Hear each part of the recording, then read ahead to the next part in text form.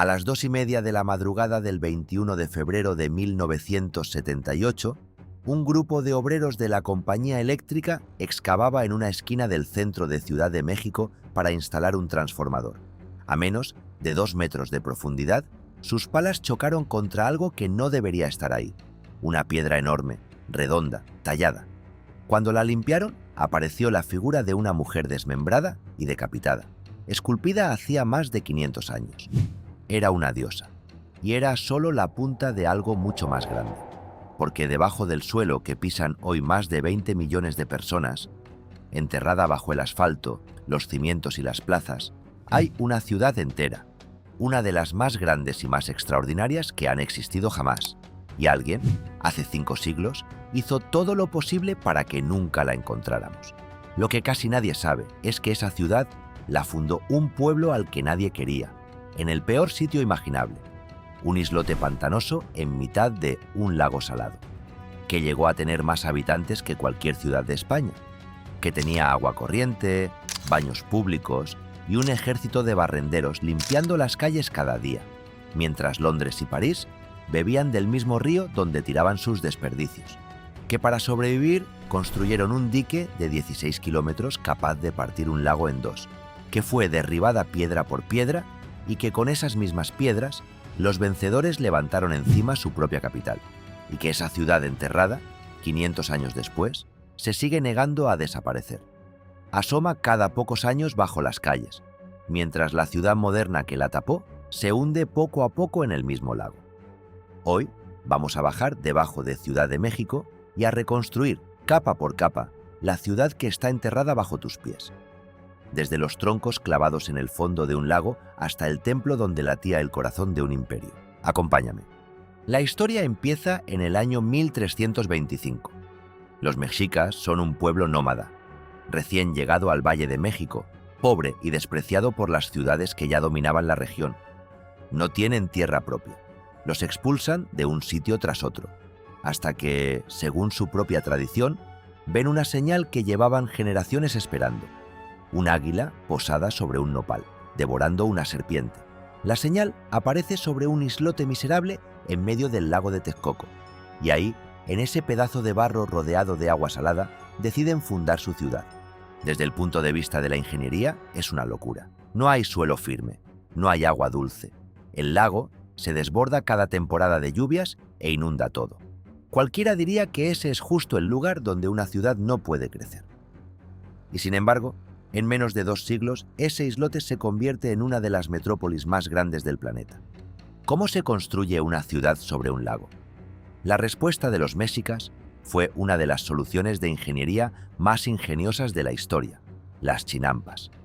Clavaban estacas de madera en el fondo poco profundo del lago para delimitar rectángulos. Dentro amontonaban capas de barro, vegetación y lodo del fondo, hasta que la superficie emergía del agua.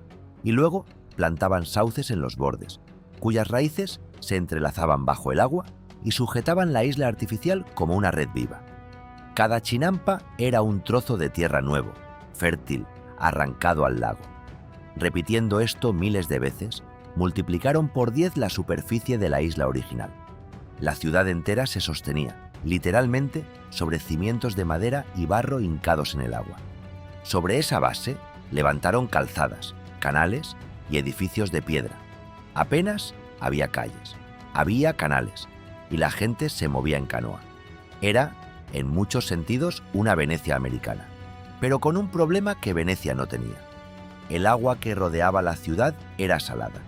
El lago de Texcoco no servía ni para beber ni para cultivar, y además se desbordaba.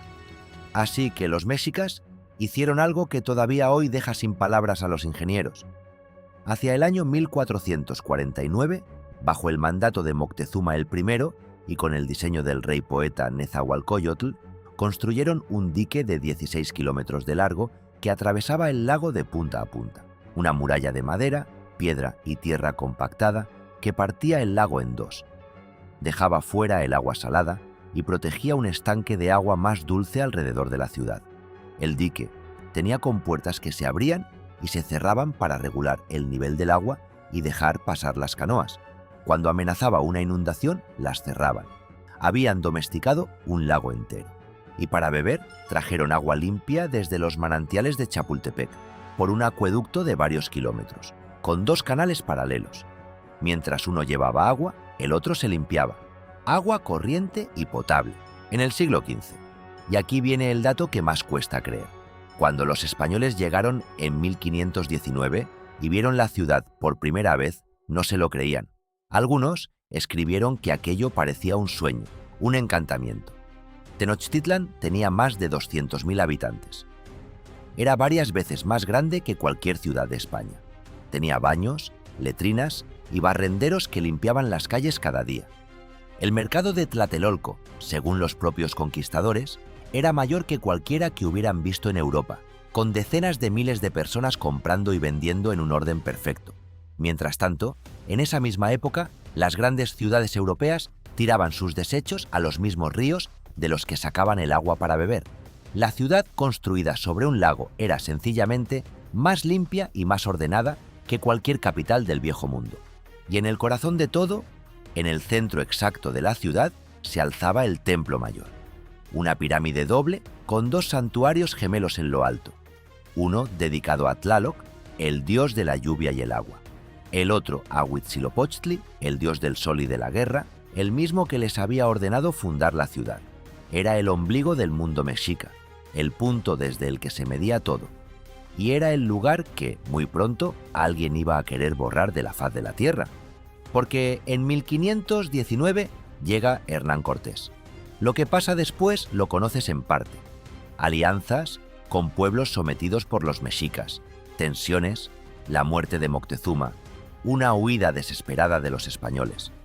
Y, finalmente, en 1521, un asedio brutal.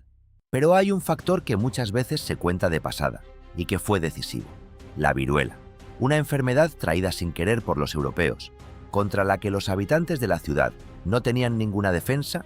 Arrasó Tenochtitlan desde dentro antes incluso de que cayera. Cuando la ciudad finalmente se rindió, el 13 de agosto de 1521, estaba diezmada por la enfermedad y el hambre. Y entonces ocurre lo más sobrecogedor de toda la historia. Los vencedores no se limitan a conquistar la ciudad, deciden borrarla, derriban el Templo Mayor piedra por piedra, cubren los canales y sobre las ruinas, sobre el mismísimo recinto sagrado, levantan su propia capital, una catedral, un palacio, una plaza. Usan las piedras del templo mexica para construir la iglesia que lo sustituye. No querían un sitio nuevo, querían enterrar el viejo, literalmente debajo del suyo. Durante los siglos siguientes, Tenochtitlan desaparece del mapa, queda sepultada bajo la nueva ciudad, olvidada bajo los pies de millones de personas que caminan sobre ella sin saberlo. Hasta esa madrugada de 1978. Aquella piedra con la que chocaron los obreros era la diosa Coyolxauhqui, la diosa de la luna, esculpida desmembrada, una losa de casi 8 toneladas. Y estaba justo donde, según los códices, debía estar, al pie del Templo Mayor. Era la prueba. La ciudad enterrada seguía ahí abajo. El presidente del país ordenó demoler los edificios que había encima para poder excavar. Y así, 5 siglos después, la ciudad que habían intentado borrar empezó a salir de nuevo a la superficie, en pleno centro de una de las capitales más pobladas del planeta.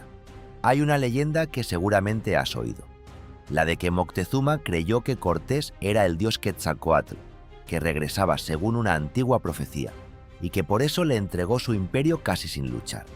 Es una historia preciosa y muy repetida. El problema es que muchos historiadores hoy creen que se exageró, o que directamente se construyó después de la conquista, para hacer que la caída de Tenochtitlan pareciera algo escrito en el destino y no el resultado de la guerra, las alianzas y la enfermedad.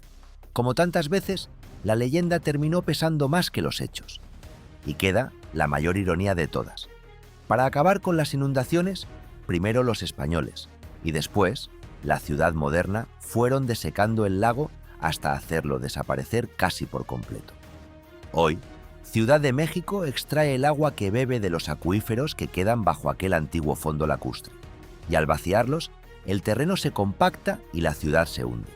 En algunas zonas, casi 50 centímetros cada año. Edificios inclinados, calles que se ondulan, la catedral colonial hundiéndose poco a poco. La misma agua que los mexicas domaron durante 2 siglos se está tragando, despacio, a la ciudad que los enterró. Mientras tanto, la ciudad enterrada no para de aparecer. En 2006, las excavaciones sacaron a la luz una losa monumental de la diosa Tlaltecutli, de más de 10 toneladas. Entre 2015 y 2017 encontraron un enorme altar de cráneos, con cientos de calaveras humanas reales, exactamente donde las crónicas decían que estaría. Cada pocos años, una obra, una excavación o una simple reparación del metro destapa un trozo nuevo de Tenochtitlan. La ciudad sigue saliendo a la superficie, pedazo a pedazo, debajo del tráfico, los comercios y las plazas de la metrópolis moderna. Esto es lo que esconde, de verdad, el suelo de Ciudad de México. No es solo el centro de una capital moderna. Es una ciudad fundada por un pueblo que no tenía a dónde ir. Es un islote de barro multiplicado por 10 sobre estacas de madera. Es un dique de 16 kilómetros que partió un lago en 2. Es la ciudad más limpia y más ordenada de su tiempo. Es un imperio derribado piedra por piedra y enterrado bajo otro. Es una diosa de 8 toneladas que apareció a las 2:30 de la madrugada.